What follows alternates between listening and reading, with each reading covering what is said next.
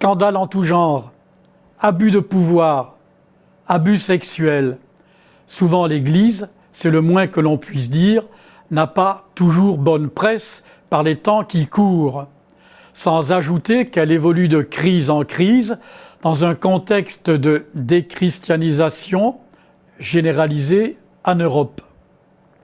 Pourtant, l'affaiblissement de la foi, le recul de la pratique, la sécularisation des valeurs et des références chrétiennes ne parviennent pas à masquer l'immense apport de l'Église dans l'histoire de notre monde. En s'appuyant sur une dizaine d'approches fort documentées, l'historien Christophe Dickès, auteur, présentateur de l'émission Au risque de l'histoire sur KTO, fondateur du podcast Storia Voce, nous rappelle efficacement ce que le monde doit à l'Église. Son dernier livre, Pour l'Église, paru cet automne chez Perrin, souligne combien ce legs constitue la colonne vertébrale de nos sociétés.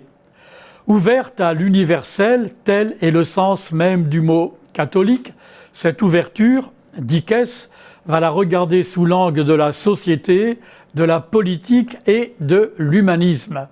Sans oublier que, sans l'Église, il n'y aurait pas eu ni art roman, ni art gothique, ni Pietà de Michel-Ange, ni la vocation de Matthieu de Caravage, ni Chapelle Sixtine, ni Annonciation de Fra Angelico, Messie de Handel, Requiem de Mozart, etc., etc. Depuis 2 millénaires, la notion même que nous avons du temps s'inscrit dans une conception chrétienne, elle-même d'ailleurs héritée du judaïsme.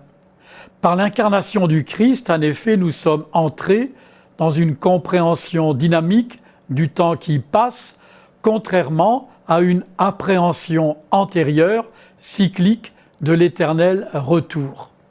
L'année liturgique nous en donne un condensé de la nativité du Christ à l'au-delà de la Toussaint vers lequel nous sommes en marche. Et le rapport à la science, oui, il y a eu des erreurs redoutables, comme la condamnation de Galilée, par exemple, mais l'Église demeure pourtant la meilleure alliée de la science. Comment ?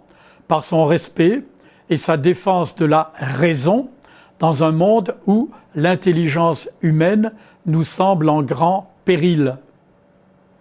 Il y a un travail séculaire de l'Église pour transformer le monde vers le bien, que ce soit par un long engagement au service de l'éducation, la scolarisation, le sens des plus faibles, sans en attendre rien en retour. Ou encore en inventant l'hôpital dès le IVe siècle. L'hôpital si intimement lié aussi à l'histoire au féminin, car nous avons oublié l'importance des femmes médecins et soignantes au Moyen-Âge.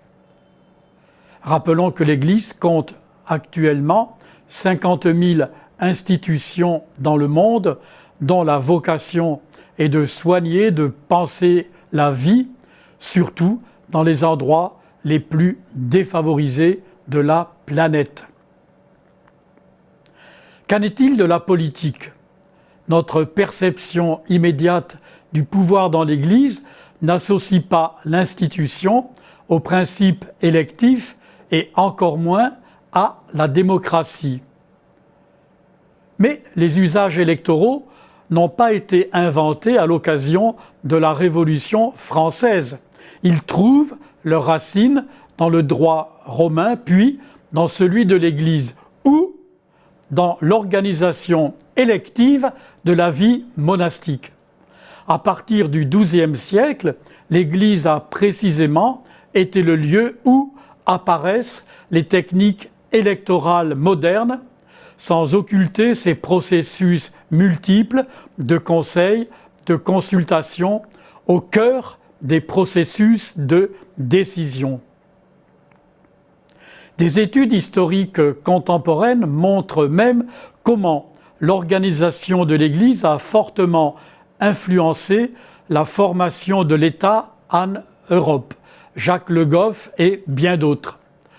Quant à l'historien français René Raymond, il nous faisait remarquer que la carte des pays où le principe de laïcité était reconnu et à peu près respecté dans la pratique contemporaine coïncidait approximativement avec les pays d'imprégnation chrétienne séculaire.